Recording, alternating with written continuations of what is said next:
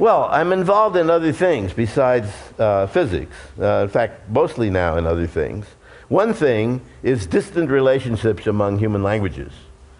And the professional historical linguists in the US and in Western Europe mostly try to stay away from any long-distance relationships.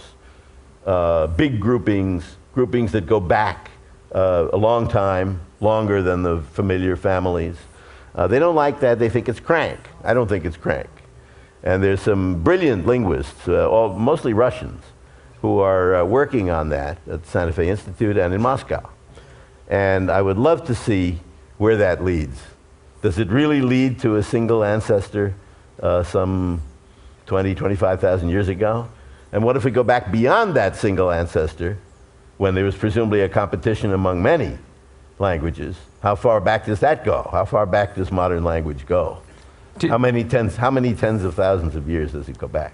Do you have a hunch or a hope for what the answer to that is? Well, I would guess that modern language must be older than the cave paintings and cave engravings and cave sculptures and dance steps in the soft clay of the caves in Western Europe in the Aurignacian period, some 35,000 years ago or earlier.